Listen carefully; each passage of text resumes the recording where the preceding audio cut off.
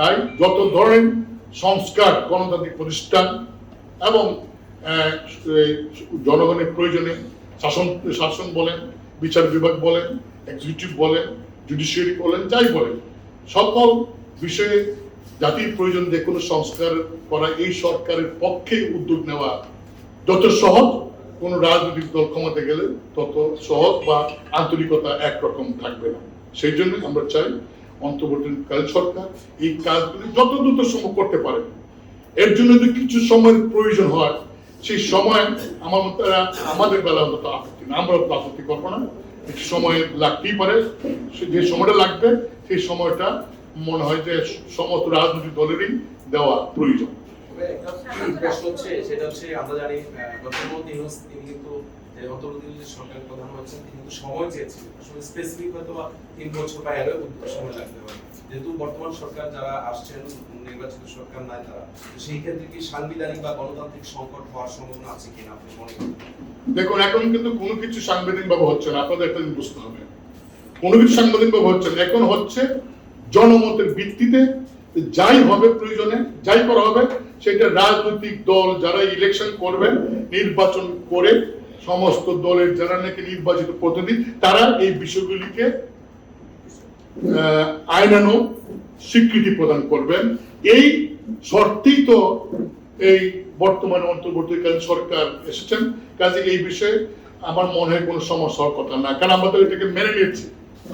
Doctrine of necessity যে কথা আছে, আমরা তো এটা মেনে নিয়েছি, এটা তো মানে এছাড়া তো উপায় নাই। আপনি আপনাদের সংস্কারের কথা বলছেন, এখানে সংবিধান অ্যামেন্ডমেন্টের কথা বলেছেন। তো ইন্টারিম গভর্নমেন্ট যেটি এখন পাওয়ারে আছে, অধীনে আছে, তো তাদের আসলে সাংবিধানিকভাবে এই সংবিধান চেঞ্জ করার কোনো মানে ম্যান্ডেট তাদের কাছে আছে কিনা? দেখুন, আমি আবার বলছি, ম্যান্ডেট বা সংবিধান ওনারা মানে চেঞ্জ করবেন তা না, আমরা বলছি যে ওনারা এই কাজগুলি করা দরকার, ওনারা সিদ্ধান্ত নেবেন, রাজনৈতিক দলের মতামত নেবেন, নিয়ে তারা এইগুলি সমস্তগুলি প্রস্তাব আকারে তারা রাখবেন এবং তারা এটা রাষ্ট্রপতির অনুমতিক্রমে তারা তাদের অন্তর্বর্তী সরকারে পাশ করে রাখবেন, যাতে পরবর্তী সরকার এসে বা যারা আসবেন পার্লামেন্ট যেন এগুলি সব রেটিফিকেশন করে।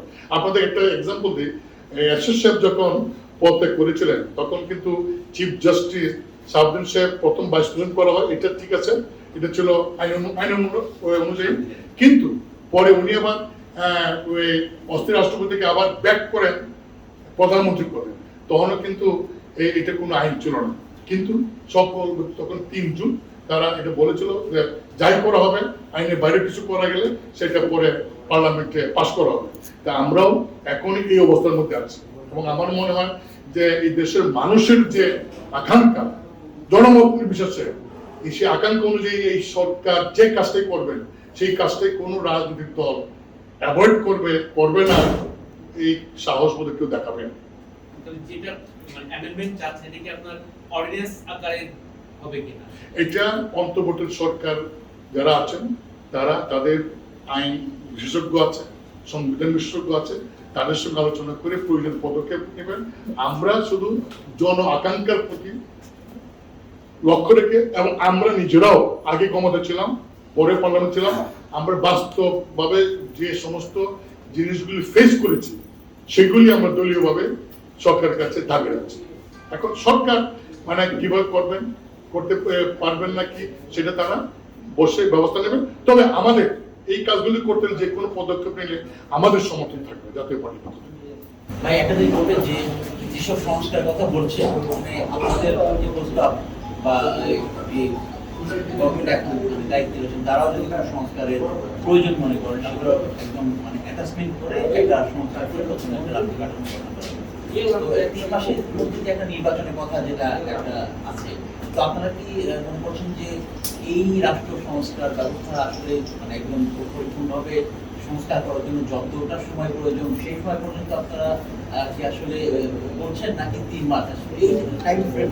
আমি এটা উত্তর দেব, কোটা সংস্কার আন্দোলনকারী নেতৃবৃন্দ একটা কথা বলছেন, তারা বলছেন যে তাদের আন্দোলনটা কোন দলকে ক্ষমতা আনার উদ্দেশ্য না, তাদের আন্দোলনটা রাষ্ট্র মেরামত, আইনের সংস্কার।